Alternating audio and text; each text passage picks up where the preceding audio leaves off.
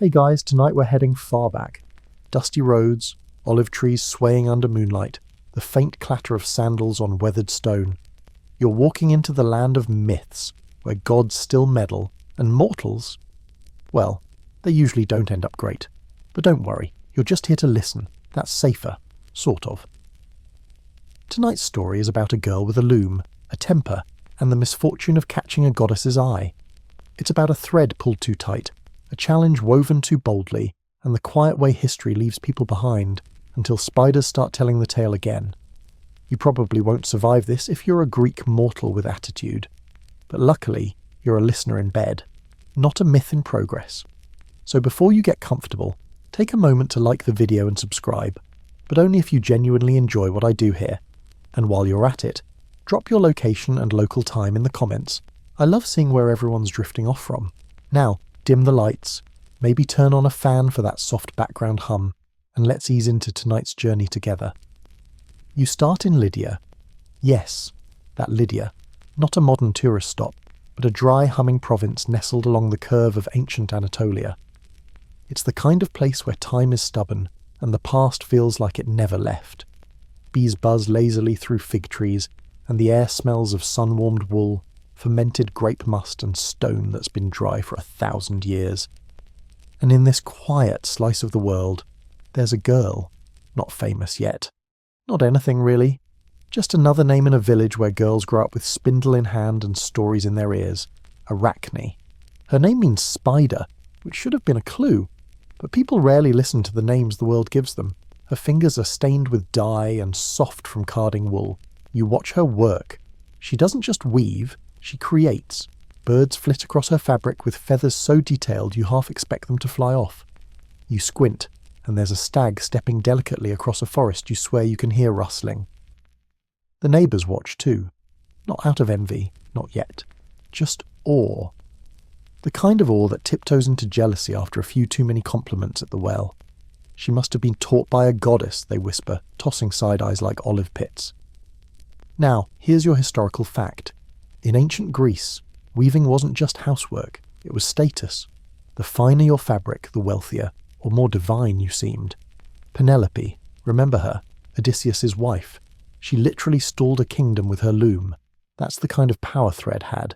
And Arachne, she was getting powerful. Of course, she didn't think she owed her skill to anyone, especially not to Athena. And that's where things get tricky, because in Greek myths, the gods are always listening, especially when you loudly declare that you're better than them, while, say, weaving an incredibly insulting scene of Zeus turning into a bull to seduce some poor mortal girl. Oh yes, that's coming later. Historians still argue whether Arachne's legend began as a moral tale for prideful girls, or a poetic way to explain where spiders came from without sounding like science nerds. Either way, the story has legs, 8 of them. But for now, you watch her weave. The loom creaks. The shuttle zips back and forth like a lazy bumblebee. The fabric grows longer, more alive. Townspeople start coming from miles away just to gawk. And you know how humans get when something's too beautiful. They either want to possess it or destroy it. Now here's your quirky tidbit. In ancient weaving circles, some believed your first weaving mistake created a ghost thread, a cursed filament that could haunt the entire cloth, which honestly feels like a metaphor for your last group project. But back to Arachne. She's starting to believe the whispers, that she's better than a goddess, that her hands are not just skilled, they're sacred. She scoffs when old women warn her. She laughs when men claim her work is divine. No one taught me, she says, flipping her braid like it's punctuation. I taught myself. You can almost hear Athena sharpening her celestial eyebrow at that one. Night falls over Lydia. Crickets chirp in rhythm with the loom's back and forth motion. Arachne hums a lullaby under her breath, something her mother used to sing before the gods took her too. Probably. That part's fuzzy. The fireflies blink like stars tangled in grass, and the village settles into sleep. But overhead something stirs. A presence. A slow wind that doesn't move the trees, only the hairs on the back of your neck. Because someone's watching. And gods? They don't watch kindly. You wake, or dream you wake, to morning in Lydia. Sunlight curls around olive branches, warm and sleepy like a cat stretching on stone. You hear the soft clack of a loom before you see it, steady and hypnotic. The air smells like sheep wool, earth, and crushed marjoram. And there she is again, Arachne. This time she's not weaving for herself. A merchant from Sardis has paid handsomely for a cloak so intricate he wants it framed, not worn. You stand at the edge of the doorway watching her hands fly like doves. No hesitation, no pattern guide, just instinct. It's unnerving. Even now, long before she ever insulted a god, you can tell she knows she's good. Arachne doesn't even glance at her work. She feels it. Every thread has a place in her mind before it ever touches the warp. She's like a concert pianist who doesn't need to hear the notes to know she's hit perfection. But remember how Greek myths work. Being too good at something is fine, as long as you don't say it out loud, especially if a goddess is rumoured to be your silent patron. And here comes the fun. Arachne does not believe she's been blessed. Not by Athena, not by fate, not by anyone. The gods don't thread my shuttle, she tells a group of older weavers gathered around her. I earned this. One woman drops her spindle, another mutters a prayer. Now, to give you a mainstream historical fact to chew on, in ancient Greek households, weaving was not just art, it was survival. From the peplars worn by women to sails that caught the wind for trade, weaving bound society together. And the most revered weaver, Athena, goddess of wisdom, war strategy, and textiles. So saying you're better than her? That's not just cocky. It's sacrilege. Like walking into the Louvre and telling everyone you could have whipped up the Mona Lisa in a weekend. Arachne doesn't care. In fact, her arrogance is oddly refreshing. She doesn't pretend to be humble. She's not faking piety to gain favour.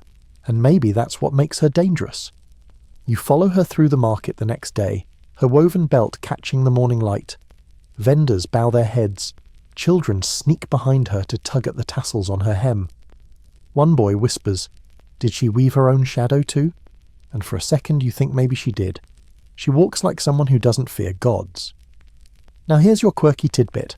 Some Lydian weavers use spider silk mixed with wool, threaded so fine it shimmered like dew. They called it night thread. It was said to trap dreams if you fell asleep under it. Pretty, right?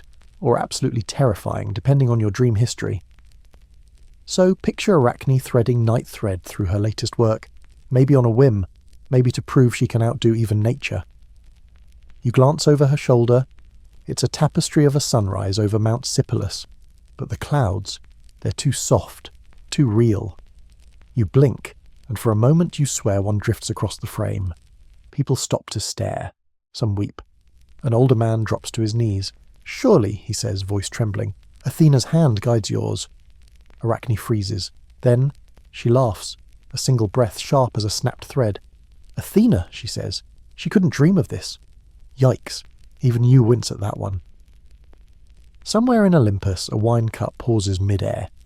You know that feeling when you've gone too far but you can't stop talking? Arachne's deep in it. She turns to the gathering crowd, spinning on her heel like a schoolteacher fed up with the curriculum. "If Athena dares think she's better than me," she says, "she can come and prove it." Cue the dramatic thunderclap. And no, that wasn't just metaphor. A single, sharp crack splits the sky despite the blue overhead. Everyone stares up. Arachne squints, smirks. Nothing else happens. Yet, now here's the open scholarly debate. Some say this part of the myth was later added by Roman writers trying to give Arachne a more tragic fall, turning her into a warning against impiety. Others think it's original, and the Greeks loved this kind of divine challenge narrative, especially when it ended in someone getting turned into a fruit bat or worse. You stroll back with her to her small home. Her loom waits. Her dog, thin and nervous, pokes his nose out, then curls up again under the bench. You sit. She begins a new tapestry, silent now, focused. Outside, the breeze turns colder. Leaves rustle, but you see no wind. A shadow crosses the doorway, but no one knocks. Still, Arachne pauses. "Did you feel that?" she murmurs. You nod. The silence thickens like wool dipped in honey. Somewhere a goddess is lacing her sandals. A challenge has been issued, and Arachne, reckless and radiant, has no idea what's coming. But you do. You wake again, or maybe you never slept, and it's twilight in Lydia.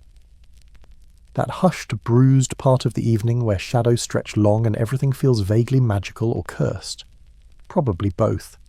Arachne is at her loom, again, like always. Except tonight. She's not alone.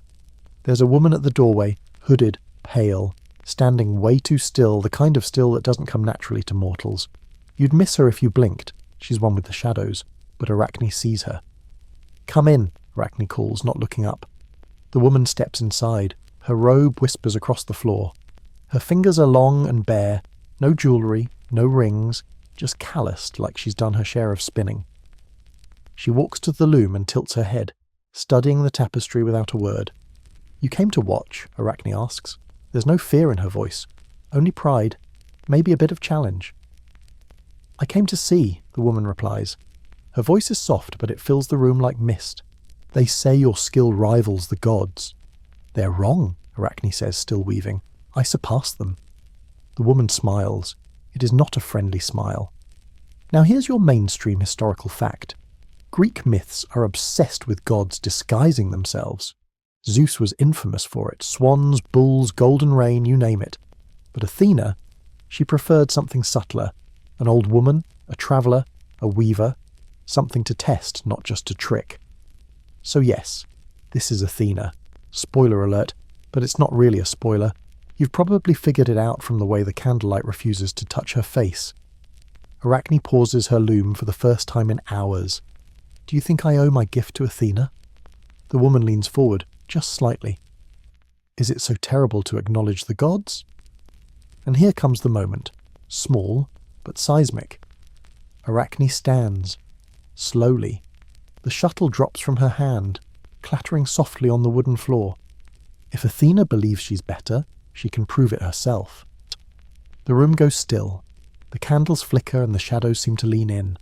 The woman steps back and transforms. It happens in silence. No thunder, no trumpets, just a shimmer in the air like heat off stone, and suddenly Athena stands there in full form, gleaming bronze armour, eyes sharp and endless, and a presence that humbles the very walls. You take a step back, you'd flee if your legs worked. Arachne doesn't move. Athena's voice is smooth now, divine and ringing. "You've made your challenge, mortal, so be it." She gestures to the empty loom in the corner. "Let us weave." And now the room changes. The walls vanish. You're in a space that isn't a room anymore. It's something larger. A hall of threads, a cathedral of wool. Every surface is lined with shimmering tapestries, hanging like frozen rivers of silk. Arachne walks to her loom. She doesn't even blink. She threads her shuttle. The contest begins. Now here's a quirky tidbit for your sleepy brain. Some ancient looms were so large they took 3 people to operate. One to pass the shuttle, one to pull the warp tight, and one to chant a protective spell against dropped stitches. Not because it helped, just because it felt better than screaming. But neither Athena nor Arachne needs help. Back and forth their shuttles fly. The looms hum like giant insects. Patterns emerge, slow at first, then with dizzying complexity. Athena's tapestry shows the gods in all their glory. Zeus on his throne, Poseidon stirring the sea, Apollo with his golden lyre, each figure perfect, idealized, glowing with the polish of propaganda. Arachne, meanwhile, takes a different route. She weaves stories, real ones, or at least the ones whispered behind closed doors. Zeus transforming into a bull to abduct Europa. Leda pressed beneath a swan's wings. Apollo chasing Daphne until she turns into a tree, each scene as elegant, delicate, devastating. No wonder historians still argue whether Arachne was an early feminist hero or just a cautionary footnote with good PR. Either way, she's not pulling punches. Athena notices. The goddess's lips press into a line so thin it could cut thread. But she keeps weaving, and now both tapestries are complete. The looms fall silent. The air stills. You step closer, caught in the unbearable tension between the 2 frames of silk. Athena's work is immaculate, flawless, an advertisement for Olympus. Arachne's is perfect too, but raw, human, honest, and worse, true, and that's the real insult. Athena steps forward. Her face is unreadable. She raises one hand and rips the tapestry in 2.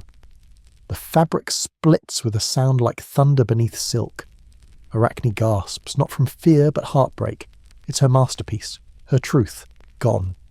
The goddess turns to her and her eyes flash. Not with wrath now, but something else. Shame, jealousy. Before Arachne can speak, Athena raises her hand again. "You will weave forever," she says, and you watch as Arachne's form twists, shrinking, elongating, her limbs thinning into legs, her fingers curling into spinnerets. No pain, just transformation. When it's over, a spider dangles from the torn frame of her loom, still spinning, still telling stories, still dangerous. You lean in, squinting through the last ripples of divine magic. The air smells like ozone and old fabric, and where Arachne once stood, proud and defiant, there's now a spider, small, dark, delicate. She dangles silently from the edge of the ruined loom, thread glinting like moonlight spun thin. No one speaks. Even Athena, goddess of wisdom, victory, and, loom-related vengeance, just watches. Her armour catches the last rays of daylight, casting strange patterns on the walls. You can't quite read her face. It's not satisfaction. It's not exactly regret either.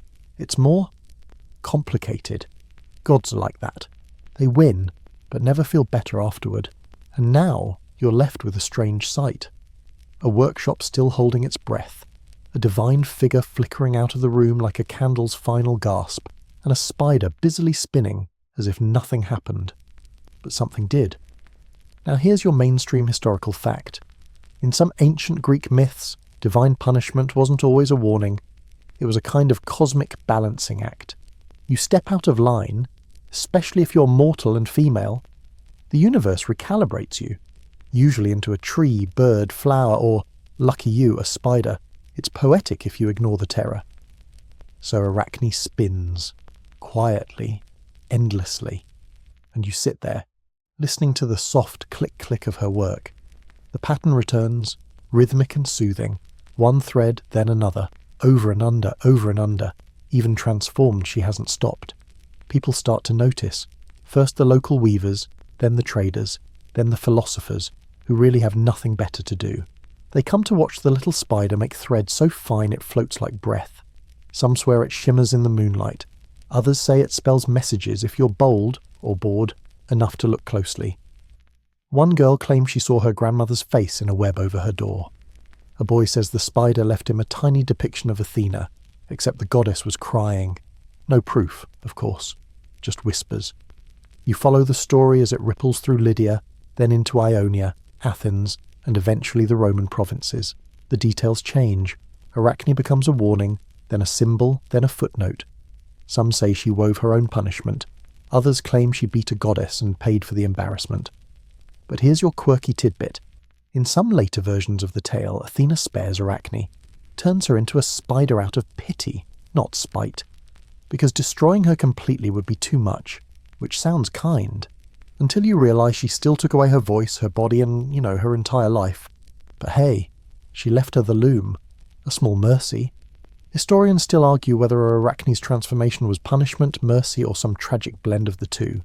Some even wonder if the myth predates Athena entirely, a leftover spider goddess tale repackaged by later Greek writers to fit their growing pantheon. So you watch the spider work and wonder, was she broken or set free? And now something strange happens. You begin to notice spiders more. Tiny ones in corners, shy ones in windowsills. Not scary, not anymore. They work like she did, carefully, beautifully, like they remember something you forgot. The villagers certainly notice. They start to leave scraps of wool near webs, a sort of thank you, or maybe an offering, just in case. Because if there's one thing you've learned from Greek mythology, it's this. The line between a god and a ghost story is thinner than Arachne's silk. Time passes. The workshop falls into ruin, but her legend holds. Spinners tell her story to daughters as they card wool. Boys dare each other to kiss spiderwebs at dusk. The townspeople sweep around the doorframe where Arachne's first tapestry once hung, as if afraid to disturb some lingering thread of her presence. And maybe she's still there. You don't see her, but the webs look unusually symmetrical. The kind that make geometry teachers jealous, and architects quietly weep into their blueprints. Here's another historical fact to tuck under your pillow. Ancient Greeks believed spiders were omens of patience and fate. Killing one was bad luck, almost as bad as misquoting a god. So, next time you see one, maybe thank it. Silently, with your shoe still very far away, because that spider might be telling a story older than stone, and now the world outside her myth rolls forward. But Arachne doesn't. She spins and spins and spins, as if the loom never stopped. The loom may be gone, the workshop a whisper of dust and memory, but Arachne's thread continues, thin, gleaming, and far more stubborn than any goddess could have guessed. You walk through the hills of Lydia now, where the wind smells of fennel and sheep dung, and every tree looks like it remembers something it refuses to share. And then, like clockwork, the story picks up speed, because if you thought Athena was done after one epic loom-off, think again. Arachne's fate ripples outward, not in thunderbolts or plagues, but in whispers. People talk. They retell the myth over wine, over looms, over fig-stained cutting boards, and like any good tale, it mutates. It slips into corners of Greece you wouldn't expect, into Attic dramas, into children's lullabies, even into temple friezes carved in low relief so Athena can pretend she's not still sore about it. Now here's a historical fact. Weaving in ancient Greece wasn't just a chore, it was ritual, sacred. Every year, Athenian women wove a massive new robe or peplos for Athena's statue. It was a public event, processions, singing, girls pretending not to be terrified of dropping a stitch and incurring divine wrath. So imagine being one of those weavers, hands trembling remembering Arachne. The unspoken caution, weave well, but not too well. Meanwhile, back in the countryside, spiders start getting a weird reputation. Farmers begin associating certain types of webs with luck, or doom. Sailors refuse to break webs on their ships, especially if they appear near the mast. Arachne's watching, they mutter, which sounds dramatic until your sail tears mid-storm. Quirky tidbit time. In some old Aegean fishing villages, people used to pluck spiderwebs to stop bleeding. They called it Arachne's gift. Effective? Debatable? Weirdly poetic? Absolutely. And as the generations roll on, the myth starts to split. In one version, Arachne's arrogant and gets what she deserves. In another, she's a victim of divine cruelty. In yet another, she's something else entirely, neither wrong nor right, just honest. A mirror held up to Olympus, too accurate for comfort. You walk through a marble colonnade now, somewhere further inland, where philosophers debate everything from the soul's immortality to whether goats dream in colour. And even here, in this ridiculous cluster of robes and ego, someone brings up Arachne. She defied the gods, says one scholar, dramatic hand gestures included. No, replies another, sipping watered wine. She told the truth. The gods simply hated being reminded. Historians still argue whether this tale reflects genuine societal tension between divine order and human creativity, or was simply a delicious cautionary yarn for overconfident craftspeople. But here's the interesting part. In myth, gods are rarely punished.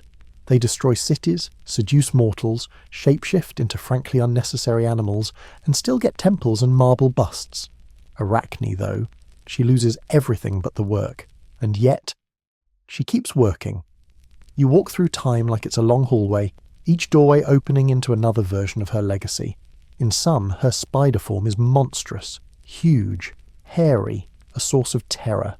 In others, she's delicate, spectral, more whisper than threat. But in all versions, she spins. That's what makes her different. She doesn't vanish. She transforms. And spiders, they adapt. You find one on your arm now, tiny, 8 legs like fine wires. She doesn't bite. Just climbs up, pauses, and spins a single strand from your wrist to your sleeve, like she's reminding you. Even now, even here, the story hasn't ended. Because while gods forget, myths remember, and so do spiders. The wind shifts again, soft and cool against your skin as you walk further down the winding thread of this story. The landscape changes too, less Lydia, more mythic haze now, where time folds over itself like wool in a basket. You pass fig trees and cracked pottery, hear the distant hum of bees, and somewhere nearby, the sound of a loom still clicking away, though no one's at it. You're not alone. Word of Arachne's fate spread farther than you thought. It reached Olympus, and let's just say the gods, not great at letting things go. Athena isn't telling anyone how that weaving match really ended. She's Olympus's PR department after all. Her version is tight, tidy, and full of divine righteousness. The mortal girl disrespected the gods, she tells anyone who asks. I punished her, as is just. No mention of the torn tapestry. No talk of the truth Arachne wove. Just the narrative that's easier to manage. You can practically hear Zeus in the background saying, well, she had it coming, while turning into a golden eagle to avoid more responsibility. Here's your historical fact. Ancient Greek culture heavily emphasized sophrosyne, a kind of moral self-control, humility and awareness of your place in the cosmic hierarchy. Arachne violated this big time. She didn't just forget her place, she wove right over it. The story becomes a whisper in temples. Some say Athena regrets it, that she visits Arachne in spider form on quiet nights, watching her spin from the corners of abandoned altars. Others say she still hates her, that every squashed spider is a little vengeance paid forward. You pass a shrine now, Athena's, empty, dusty. A small statue with a chipped nose and missing hand, and right beneath her, in the corner of the pedestal, a single spiderweb. You kneel, peer close. It's empty, but the strands glimmer faintly in the twilight. Back in the mortal world, people are still arguing. Theologians in sandals, clutching scrolls like emotional support snacks, debate the moral of Arachne's tale. She was punished for arrogance, one declares, pacing. She was punished for truth, another counters, arms crossed, eyebrows bristling with righteous fury. A third pipes up, mumbling something about how Athena's depiction was an overreaction with severe HR implications, but he gets shushed pretty quickly. Historians still argue whether the myth served a religious purpose, warning people not to challenge divine order, or a socio-political one, reinforcing gendered expectations. After all, it's always women in myths who get punished for too much beauty, too much wit, too much honesty, and definitely too much skill. Which brings you to the loom. Oh yes, the loom is still here. Maybe not physically, but it spins on in every version of the tale. Arachne didn't just weave scenes, she wove meaning, and what she showed, the gods' ugliest moments.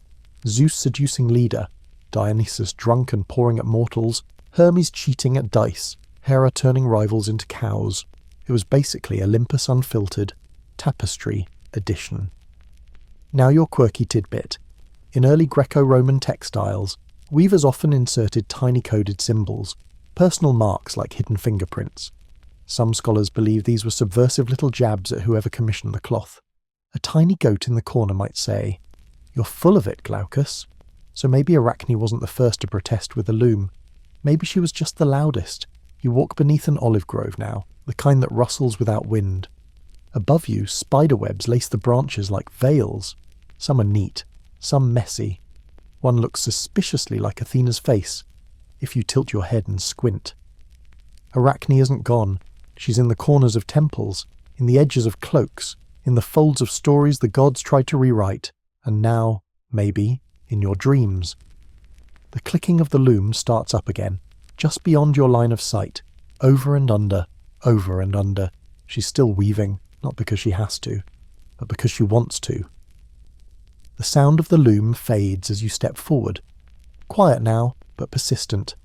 Like an echo you're not sure belongs to this world. You pass through twilight, and the path narrows into something ancient and strange. Stone gives way to packed earth, and the scent of crushed lavender drifts from underfoot. You're deep in the folds of the myth now, where nothing is quite real, but everything is true. Above you, the stars begin to prick the sky. Below you, the thread of Arachne's story stretches taut. And here's the part where things get a little petty. Because if you thought Athena's wrath was a one-time event, you haven't read enough Greek mythology. The gods are basically eternal toddlers with lightning bolts, and once you insult them, they remember, forever. Athena, wise, powerful, patron of heroes, was also deeply, stubbornly proud. And Arachne's weaving didn't just insult her, it exposed the whole pantheon, every scandal, every trick, every shape-shifting seduction and divine tantrum, all stitched neatly into silk like a museum exhibit of godly dysfunction. So even though she'd already punished Arachne, the memory didn't fade.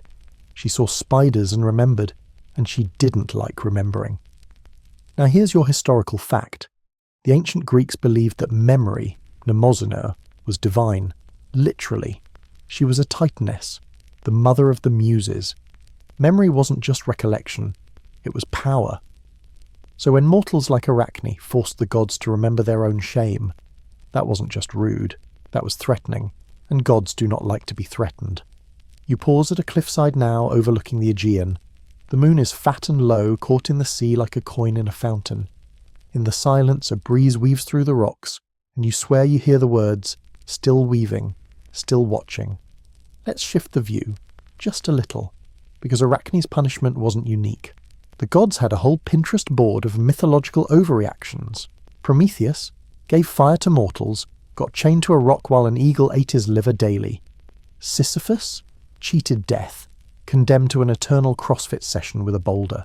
Niobe bragged about her kids, had them all killed, then got turned into a rock. Arachne. She told the truth, with a shuttle and some yarn, but there's something different about her punishment. It wasn't violent, it wasn't flashy, it was subtle, quiet, enduring. A transformation that ensured she could never challenge again, but also one that made her impossible to erase. Quirky tidbit incoming. The word arachnid wasn't coined until the 18th century, but it was inspired directly by Arachne's myth. Linnaeus, father of modern taxonomy, gave the name as a nod to the girl who tangled with the gods. That's right. Scientific Latin is basically ancient gossip formalized. So centuries later, Arachne still exists, in textbooks, in biology, in every spider you politely ignore on your ceiling. You walk further, into a grove of cypress trees so still they feel like statues, and in the centre, an old shrine, crumbled, forgotten, and completely overgrown with ivy. But there's a single thread stretched across the doorway, Arachne's thread. You duck beneath it, respectful now, and inside the shrine, you see her story etched into the stone. Not grand, not heroic, just quiet scenes, a girl at her loom, a goddess at her side, a tapestry unravelling in mid-air, a single spider falling into shadow. Historians still argue whether Arachne's myth was meant to teach reverence or to bury a deeper truth. Some say it's just another tale of divine retribution. Others think it's resistance wrapped in silk, proof that even when mortals lose, their stories survive. And here's a thought to carry with you. What if her punishment was her victory? What if Athena, trying to silence her, accidentally made her immortal? You step out of the shrine and back onto the path. Above you, the stars pulse softly, each one a knot in a tapestry too large to see. And somewhere behind you, the loom clicks once more. Over and under, still weaving, still remembered. The night deepens as you continue walking, the air cooler now, threaded with cypress and the distant bite of salt. You've crossed into the shadowy margins of the myth, where stories get softer, slipperier. Here, the world tilts toward dreams, the trees lean a little closer. The stars seem arranged in patterns you almost recognise. Maybe they're constellations, maybe they're threads, maybe both. You're walking through silence when something catches your eye. Silver lines between branches, strung high like laundry in the moonlight. Spiderwebs, dozens, hundreds, each one more delicate than the last, catching dew and starlight and your curiosity. And there, at the centre of the biggest web, is a spider. No bigger than your thumbnail, but she's working, methodical and tireless, pulling, twisting, anchoring. You pause, watch. She doesn't seem to notice you. Or maybe she does, but she's too busy to care. You're watching Arachne work. Because here's the strange part, the really strange part. Her punishment didn't stop her. It didn't break her. She just kept going. Weaving became instinct, not defiance, not submission, just motion, like breathing, or dreaming. Now here's your mainstream historical fact. Spiders have existed for over 300 million years. They predate the Greeks, the gods, even trees with flowers. And yet, in culture after culture, they show up as symbols of fate, of patience, of creativity. In West African folklore, there's Anansi. In Native American stories, Spider-Woman. Arachne joins a long global club of mythic weavers, but hers is the only story where spinning silk is both curse and legacy, and it keeps spreading. Arachne's name travels with sailors to distant islands. Traders carry it on camelback across desert paths. It enters new languages, new scripts, scrolls in Alexandria, vases in Crete. Eventually codices in Rome, illuminated with the image of a girl turned spider, spinning through the ruins of her own brilliance. Some versions clean it up. She was too proud, they say. She offended the gods. Others turn it into horror. She was cursed for witchcraft. One scroll gasps. Her webs lure men to their doom. Sure, that's one way to cope with female talent. But the core never changes. She wove, she challenged, she became. Now, your quirky tidbit. In some forgotten corners of rural Greece, people used to toss bits of bread into corners of the room to feed the house spider, not because they were hungry, but because they were watching, like a little insurance policy or a tiny truce. You sit now beneath one of Arachne's webs, the night warm around you, the sky velvet and stitched with stars. The forest hums. No danger, no drama, just the slow, peaceful cadence of creation, over and under. You start to realize something. Arachne's transformation wasn't a simple punishment. It wasn't designed to end her. It was designed to change her, to trap her, yes, but in a form that still creates, still expresses, still spins out truth, silently, in silk. Historians still argue whether the gods lost control of the narrative at this point. They meant to silence Arachne, but instead gave her the ultimate tool, invisibility. No longer bound by gender, class or form, she became something timeless. Something that slips through cracks and into corners, unnoticed but ever present. You begin to feel the pull of the thread now, not just metaphorical. There's a strand attached to your sleeve. You hadn't noticed it before, thin, barely visible, but there, but tugging you gently towards something.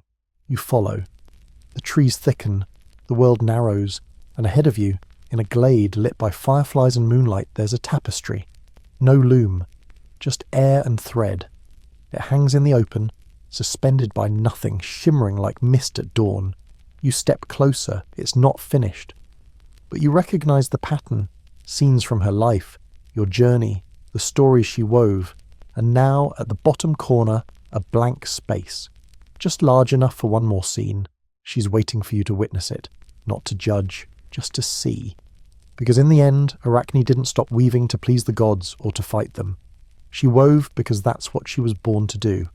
And not even a goddess could take that away. You take a breath, deep, quiet, steady, as the tapestry shimmers in front of you. The air here is thick with the smell of wild thyme and old wool, a scent so ancient you feel it in your bones. Threads glint in the starlight, tiny strands of moon-coloured silk reaching out like thoughts mid-formation. You don't dare touch it, and yet somehow it touches you. The longer you look, the more you see. At first, just familiar scenes, Arachne at her loom, Athena's armour catching firelight, the torn tapestry of truth fluttering like a wounded banner. But then more. Subtle scenes. Quiet ones. Arachne as a child, her mother's hands guiding hers across a rough cloth.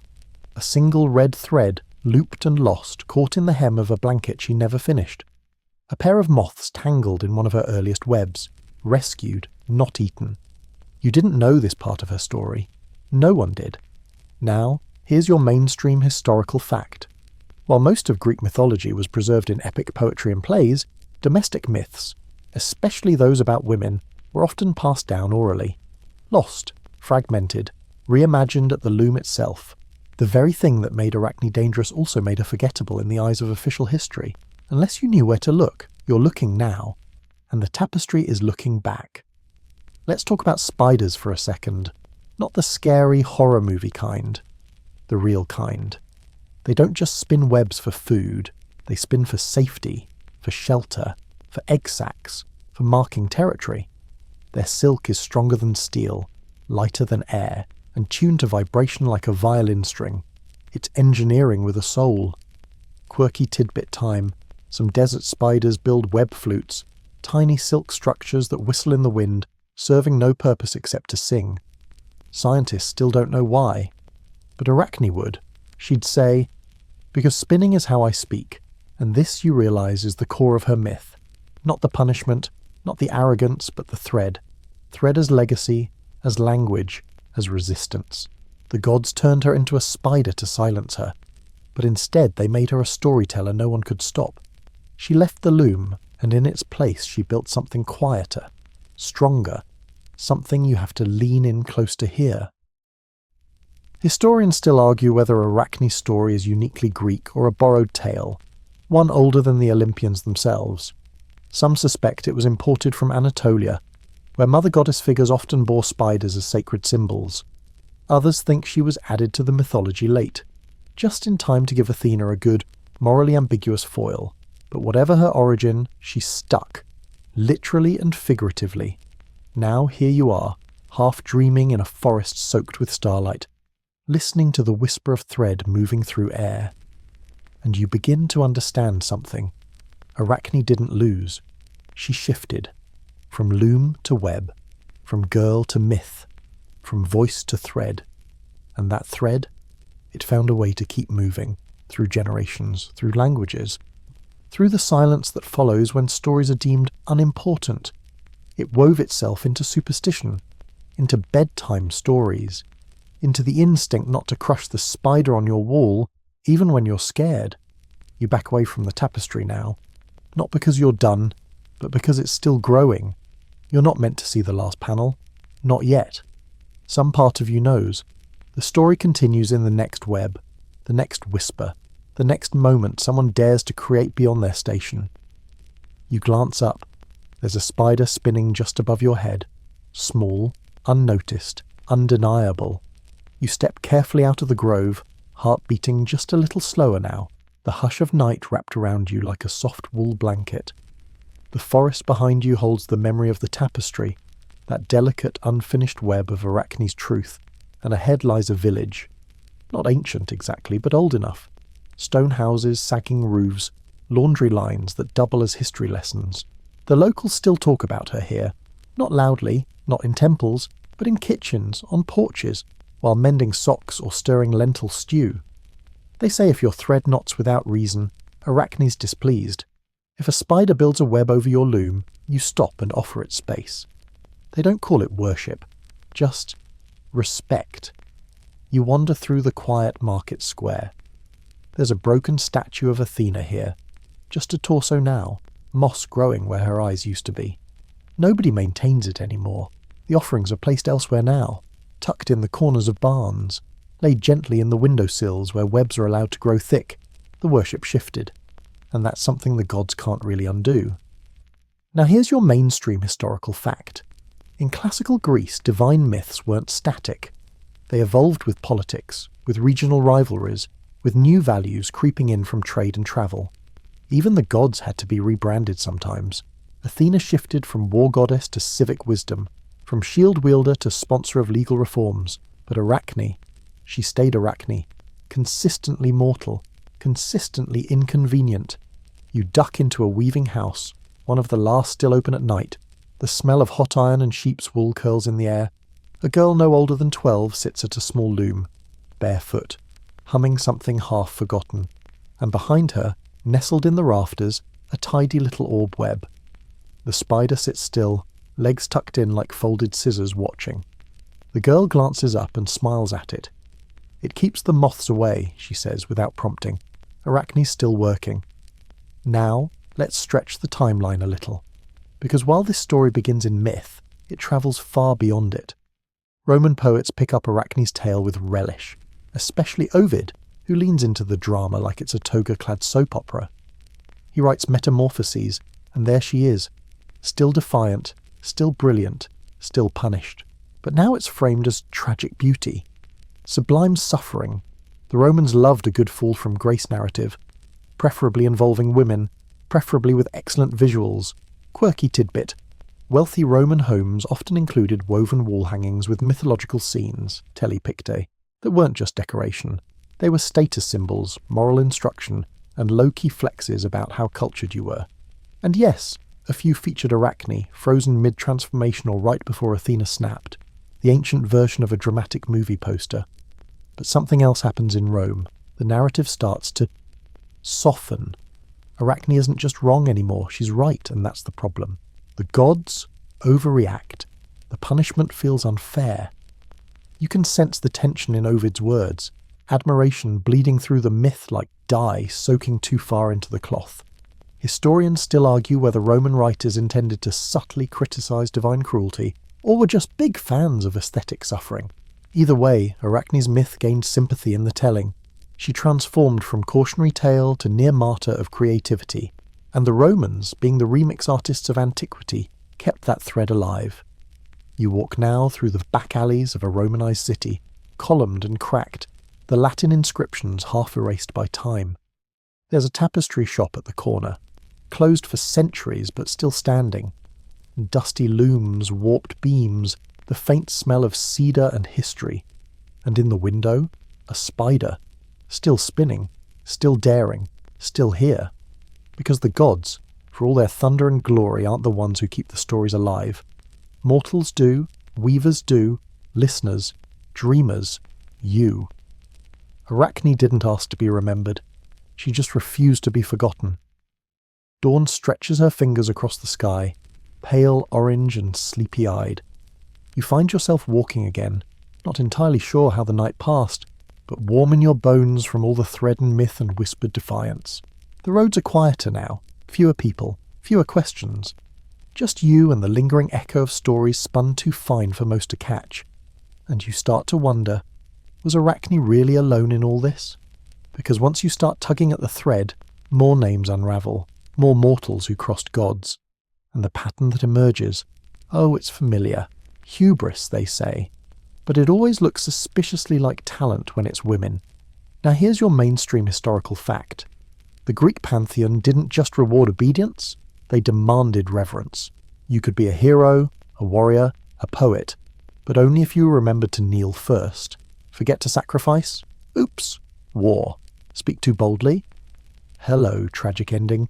Mortals who spoke truth, especially through art, were often punished harder than those who spilled actual blood. And among all these stories, Athena's name keeps showing up. She's the goddess of wisdom, yes, but also of power, of law, of order. She's the one who teaches, guides, and protects, until you step out of line. Then she becomes the sharp edge behind civilization's calm mask. You're in a gallery now. The columns are cracked but still proud. The floor's mosaic, a swirling design of olive branches, owls, and a single, solitary figure with too many legs. It's Arachne again. But this time, she's not being punished. She's weaving. And behind her, Athena watches. Not in anger, not in triumph, just watches. Maybe the story changed. Or maybe this mosaic was made by someone who saw things differently. You trace the tiles with your fingers. The details are fine, too fine for most to see. But you see them. Hidden in the folds of Arachne's tapestry, tiny scenes, not just of gods behaving badly, but of mortals rising up, of weavers, potters, midwives, the quiet strength that holds the world together. Now here's your quirky tidbit. Some ancient weavers were known to encode political messages into their patterns. A certain flower motif might symbolize resistance. A zigzag border could mean unrest. One surviving woolen belt from ancient Thrace includes what some historians think is a stylized version of the phrase, "Don't trust the tyrant," or it's just a fancy line, who knows? But you can't help thinking Arachne would have approved. The longer you stay in this imagined gallery, the more it hums, not with noise, but energy. The kind of energy that comes from something still alive, not sacred, not cursed, just true. And you realise, Arachne wasn't silenced. Not really. She was echoed, multiplied. Every girl who sat at a loom and wondered if she was weaving something divine. Every poet who looked at Olympus and saw flaws. Every artist who dared to tell the truth with colour, clay, thread. Arachne is a symbol, a spider, yes, but also a mirror. She reflects the tension between truth and power, between craft and control, between praise and punishment. Historians still argue whether Athena respected Arachne, even as she punished her. Some say the contest itself was a mark of respect. That a goddess descending to compete with a mortal was already an acknowledgement of greatness. Others insist it was purely ego, but maybe it was both. Maybe Athena saw what Arachne could become, and feared it. You walk on, the gallery dissolving into mist behind you. The thread still trails beside you, silver, soft, unbreakable, and ahead. More webs, not traps, not warnings, just stories, waiting to be seen. The path curves gently now, and you follow it without thinking. It's lined with olive trees, their twisted trunks older than any empire, their branches cradling shadows like secrets. You can almost hear the thread still humming at your side, a lullaby in silk, a reminder that Arachne's story isn't finished. Not yet. Because as the years spin forward and myths tangle with memory, something fascinating happens. People stop telling the story of her punishment. Instead, they start whispering about her power, and that changes everything. Now here's your mainstream historical fact. In many ancient cultures, weaving wasn't just craft, it was prophecy. In Egypt, Babylon, and especially Greece, women who wove were often believed to be touching fate. The act of crossing threads, of creating from nothing, was seen as divine, and nowhere is this clearer than in the myth of the Moirai, or the Fates. You feel them before you see them. The air grows heavy, like thunder's waiting its turn. Then they step from the shadows. 3 women, one with the spindle, one with the measuring rod, and one, the smallest, holding shears that gleam like polished bone. The Moirai. They don't look at you. They don't need to. You are not the thread here. You're barely the dust that clings to it. They work in silence, except for the whir of the spindle and the snip of a thread every so often. A life ended, a story cut, no drama, no speeches, just done. Clotho spins, Lachesis measures, Atropos cuts. That's the cycle, and for the first time you understand why weaving has always carried so much weight. It's not just the cloth, it's the control, the sense that every thread you pull might loop you closer to fate, or twist you into something else entirely. You watch them work, and then behind them, in the dimmest corner of the room or maybe the world, you see something else. A web, not made of wool, not touched by gods. It stretches from wall to wall, geometric and perfect, untouched by wind or will, and in its centre, not a fate, not a goddess, a spider, small, patient, watching the weavers. She doesn't challenge them, doesn't need to. She just exists, quietly, continuously. And something about that unnerves even the Moirai. Now here's your quirky tidbit. Ancient Greeks believed the Fates didn't serve the Olympian gods. They were older, more primal. Even Zeus feared them. Which means Arachne, if she spun long enough, might have found a place outside their reach. Imagine that. A mortal who became more enduring than the gods themselves. Historians still argue whether Arachne's connection to the Moirai is deliberate or poetic coincidence, but some later versions of the myth link them loosely. 3 sisters of fate and 1 spider, weaving in different languages but the same grammar. Creation, measurement, end. But Arachne doesn't cut. She spins, over and under. Pattern without judgment, thread without threat. You step away from the fates now, slow and careful, not because you're scared, but because you're in awe. This is what Arachne represents now. Not rebellion, not punishment, but continuity. A quieter fate. One not ruled by divine law or mythic hierarchy, but by the persistence of creation itself. She's not here to end things, she's here to keep them going, and that's what terrifies the gods the most. You walk again, and the forest opens up. Ahead of you, a river, still and silver, its surface unbroken except for a tiny strand of silk stretching across it. The moon reflects in the water, framed perfectly by the thread. You don't cross it. You just sit, watch, wait. And somewhere, Arachne spins, not because she must, because she can. The river murmurs beside you, low and lazy, like it's been eavesdropping on this story for centuries and has opinions but prefers not to share. You sit still, knees drawn up, the moon casting soft light across the water's surface. That strand of spider silk stretching from reed to reed catches your eye again. It doesn't sag, it doesn't break, it just holds. And maybe that's the truest thing about Arachne. She held. Now let's shift the frame again, away from the mortal girl and her silk, and into a realm that even gods hesitate to enter. Fate. You remember the Moirai from earlier, the spinners of destiny. Their tools were thread and scissors, yes, but their influence was deeper. They didn't just measure life, they structured it. They set limits, defined roles. Every mortal, every hero, every king had a thread on their spindle. But Arachne, she chose her own. That's the quiet rebellion buried in the myth. Here's your mainstream historical fact. The concept of fate in ancient Greece wasn't just religious, it was legal, philosophical, and deeply embedded in how people thought. You weren't expected to change your destiny. You were expected to understand it and accept it. Arachne never got that memo. She saw the pattern laid out for her. Peasant girl, humble spinner, grateful worshipper, and rewove it. Not once, not briefly, but continuously, every day, with every tapestry. And that reweaving, it wasn't just defiance, it was hope. Because if fate is thread and weaving shapes thread, then maybe the pattern isn't fixed after all. Maybe the design can change. Now for your quirky tidbit. In parts of Arcadia, there was a tradition where girls would weave secret symbols into bridal robes, signs only the bride and her mother could read. These hidden glyphs often spelled out prayers, jokes, or wishes that contradicted the life expected of them. One surviving fragment allegedly reads, "He'll never notice, but I put myself first." Arachne would have smiled at that. You rise now and follow the river downstream. The world feels stitched together, each footstep landing in a landscape that seems more woven than grown.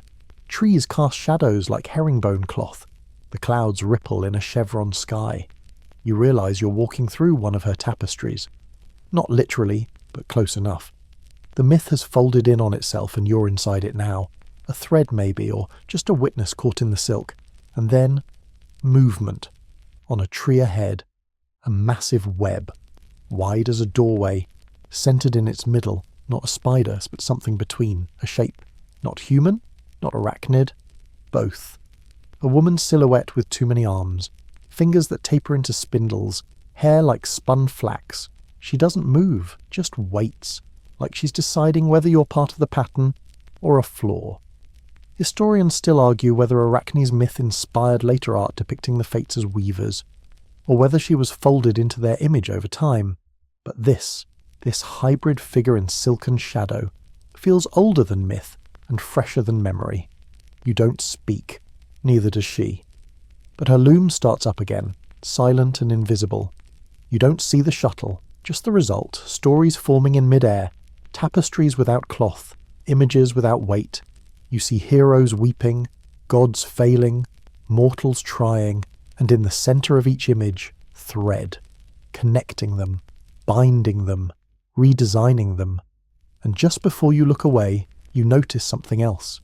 At the edges of her tapestry, tucked in tight among the borders and patterns and flourishes, there are gaps, empty spaces, unwoven moments, for you, for anyone. Arachne doesn't want to finish the story, she wants it ongoing, because fate, for all its finality, never had a weaver's patience. She does. So you stand in her gallery of myth and moonlight and silently say thank you. For the courage to reweave, for the thread that holds, for the stories still unfinished. You move again, slow as mist, feet soundless on the forest floor as the vision fades behind you. Arachne's silhouette, half woman, half weaver, entirely myth, lingers like an afterimage in your mind. She didn't speak, didn't need to. Her tapestry said enough. But even as you drift back into the waking edge of the myth, a question gnaws at the hem of your thoughts. What was it all really about? Was it punishment? Was it prophecy? Or just another bedtime warning wrapped in godly embroidery? You won't find a neat answer, because by now you've figured it out. Greek myths never give you one. They're stitched together from contradictions, handed down in fragments, retold by people with strong opinions and no access to fact-checking. And when it comes to Arachne's story, scholars have been debating the moral for centuries, like a tug-of-war played with thread instead of rope. Some argue the tale is a classic warning against hubris, mortal pride that brushes too close to the divine.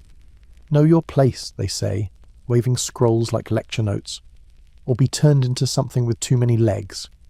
Others see something more, a whisper of rebellion, a slow, careful protest against divine hypocrisy. After all, Arachne's sin wasn't that she lied, it was that she told the truth, and she told it beautifully. Now here's your mainstream historical fact. In many city-states of classical Greece, the role of art and storytelling wasn't simply to entertain. It was to reinforce order, to uphold the gods, the laws, the traditions. Theatres were state-funded. Myths were political tools. What you said and how you said it mattered more than whether it was true. So when Arachne wove scenes of gods misbehaving, she wasn't just gossiping, she was exposing the cracks in the world's foundation. And the gods, they weren't interested in self-reflection. You step through an open field now, starlit and wild with fennel and lavender. Spiderwebs stretch between tall grasses silvered in the moonlight.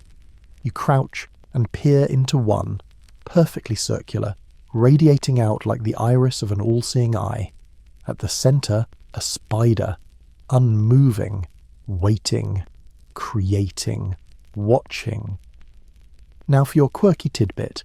In some medieval translations of the Arachne myth, her tapestry is described not just as a series of scenes, but as a moving one, a living cloth. The images shift subtly. Figures gesture, clouds drift, gods look away in shame. Like a proto-animation centuries before film, an artistic myth within a myth. And that shifting tapestry feels right, doesn't it? Because the meaning of Arachne's story changes depending on how you look at it. From one angle, she's the villain. From another, the hero. From yet another, something much harder to pin down, a mirror. One that reflects not the gods, but us, our ambition, our creativity, our defiance, and our fear of what those things cost. Historians still argue whether Arachne represents the power of art to challenge authority, or the futility of challenging it in the first place. Is she a martyr, or a warning?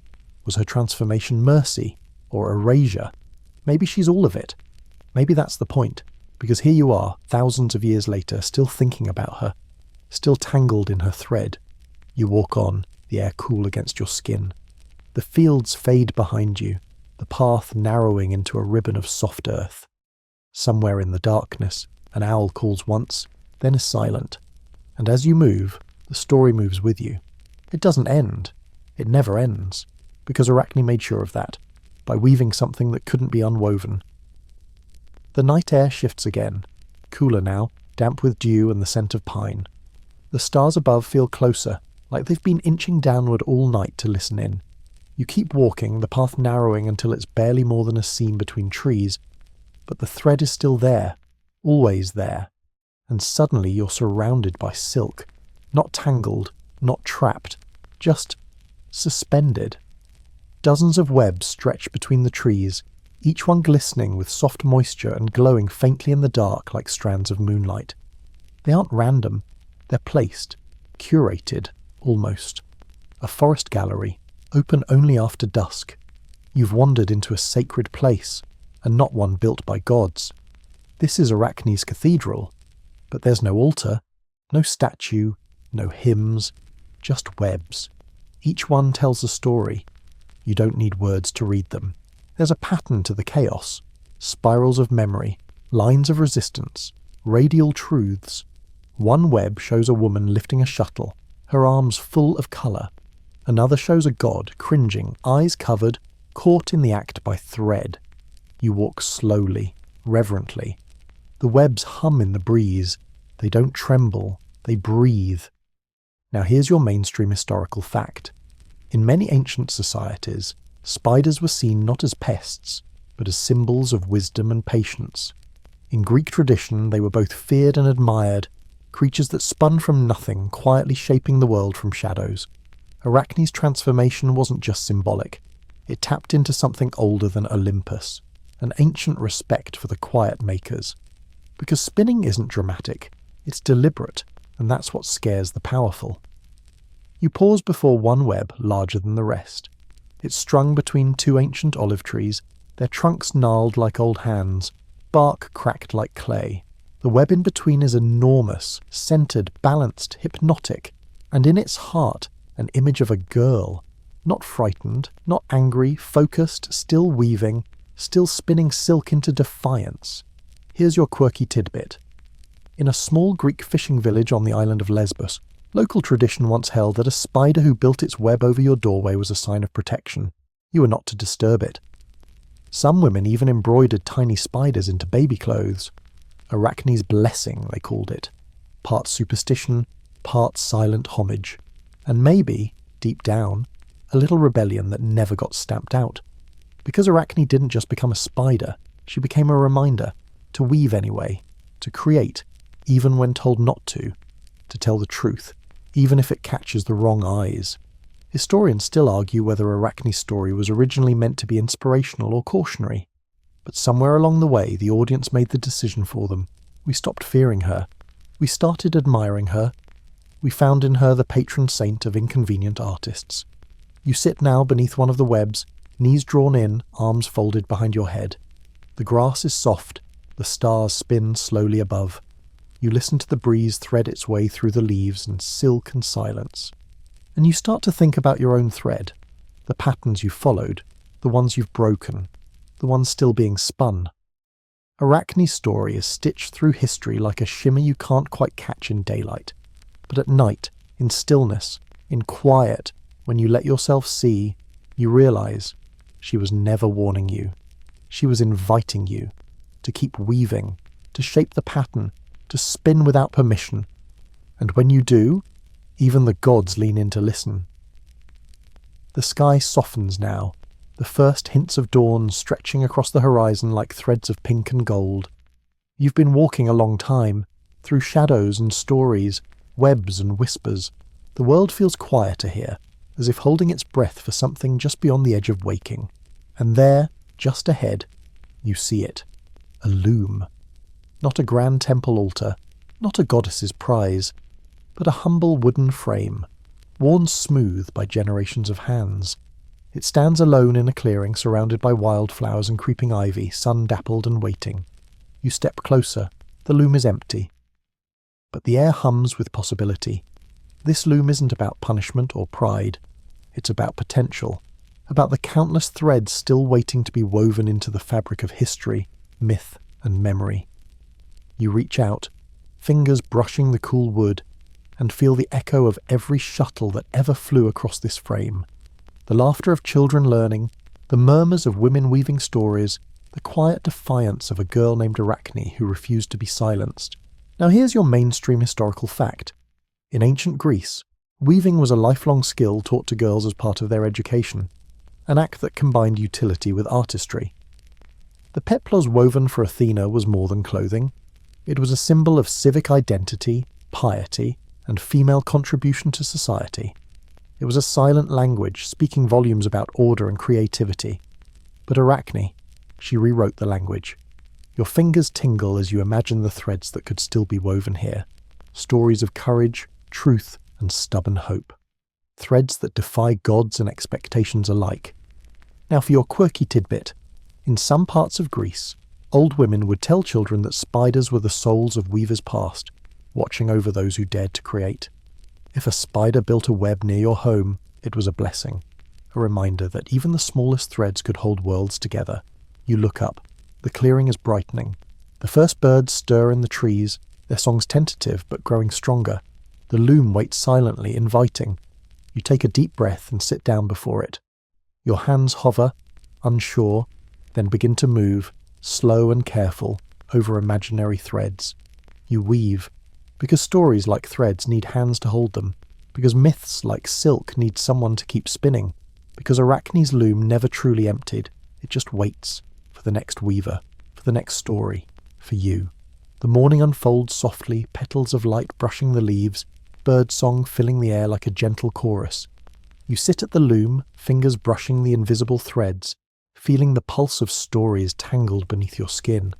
Somewhere deep in your chest, a quiet hum, like the distant echo of a shuttle clicking against wood. Arachne's loom isn't just a relic, it's a living thing. It breathes with every story told, every thread spun, every truth dared. You weave without fear, because that's the power she left behind. Not punishment, not silence, but creation. Now here's your historical fact. In the Byzantine era, weaving remained a crucial female craft and art form, and textiles were prized as diplomatic gifts, religious offerings, and status symbols. Some surviving Byzantine tapestries show complex mythological scenes, hinting that the stories woven long ago still echoed through time, transforming and adapting with every generation. Arachne's legacy lived on, not as a cautionary tale, but as a call to create beyond boundaries, and that legacy seeped into unexpected places, into folklore, into superstition, into the very way people thought about spiders, not as monsters, but as creators. Quirky tidbit.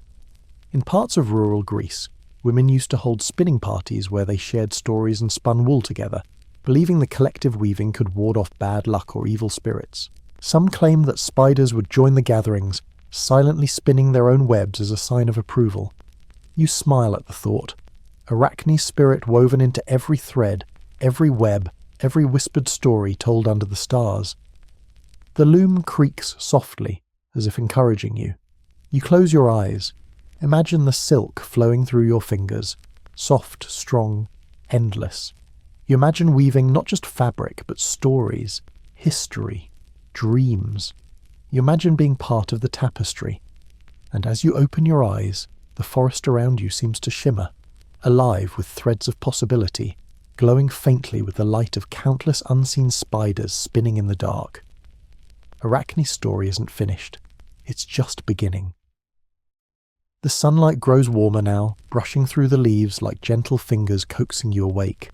You rise from the loom, your hands tingling with the memory of threads never truly there but felt deeply all the same.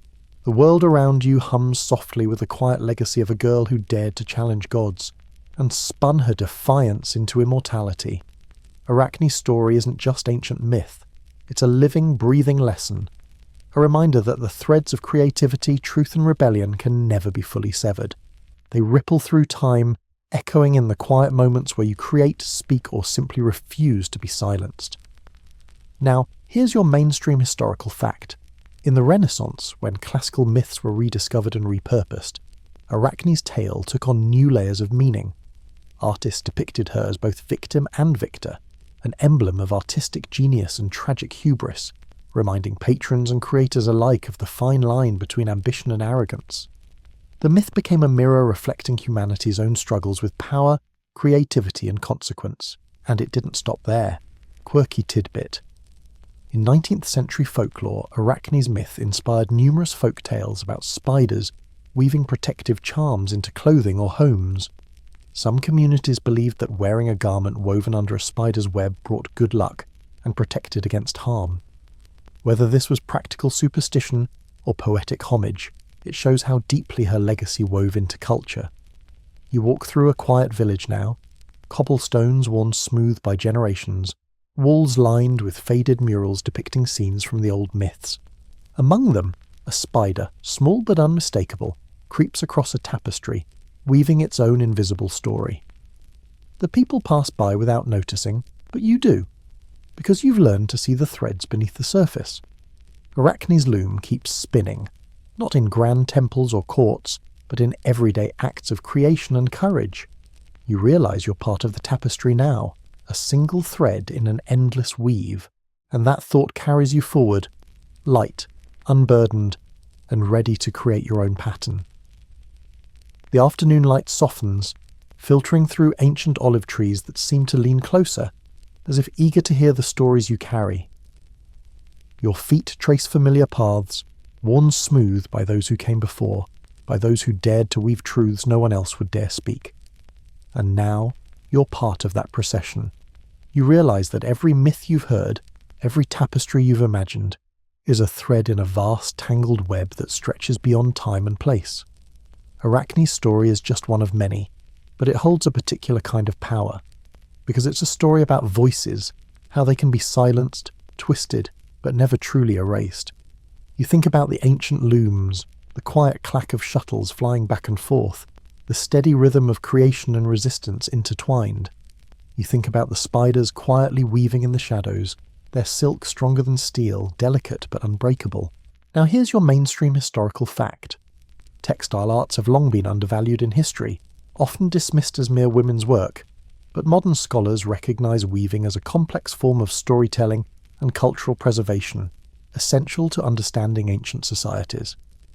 Arachne's myth reminds us that art and craft hold profound power, power that both threatens and inspires. Quirky tidbit. In some Mediterranean cultures, the spider is considered a guardian spirit, watching over homes and hearths.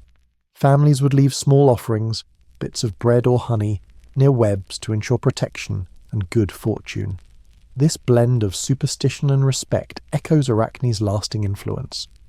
As you walk, you notice a group of children gathered near a loom in a village square, their faces lit with curiosity and wonder.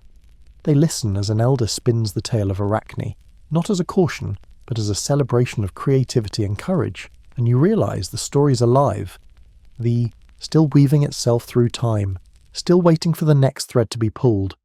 You take a deep breath, feeling the weight and the lightness of the legacy, and you step forward, ready to weave your own part in the ever-spinning tapestry. The evening settles around you like a soft cloak, stars beginning to wink awake in the darkening sky. You pause at the edge of a quiet field, the earth beneath you cool and steady. The world feels vast yet intimately connected, like a vast tapestry where every thread, every story, every moment is woven together in delicate balance. You think back to Arachne, the girl who dared to challenge the gods, who spun truth into silk, who was transformed but never silenced. Her legacy isn't just in myths or spiders or ancient looms, it's in the act of creation itself, creation that resists erasure, creation that demands to be seen, creation that weaves defiance into beauty. Now here's your final mainstream historical fact. The story of Arachne has influenced countless artists, writers, and thinkers throughout history. From Renaissance painters capturing her tragic transformation, to modern feminist scholars reclaiming her as a symbol of creative power and resistance against oppression. Her myth continues to inspire reinterpretation, proving that even the oldest stories can still speak to us. Quirky tidbit. In some cultures, spiders are thought to bring dreams, weaving them silently while we sleep. Perhaps Arachne, in her many legs and quiet threads, continues to spin not just silk, but the fabric of dreams, threads connecting past and future, mortal and divine. As you stand beneath the stars, you feel the thread wrap around you, a gentle, unbreakable connection to all who have spun, woven, and told stories before you. You realize that this tapestry is never finished. It stretches beyond horizons, through time and space, waiting for every voice, every hand, every thread to join. So as the night deepens and your eyes grow heavy, remember Arachne, not as a warning, not as a punishment, but as an invitation to weave your own story, to spin your own truth, to keep the loom moving, over and under, and the web never ends. Web never ends. Web never ends. Web never ends. Web never ends. Web never ends. Web never ends. Web never ends. Web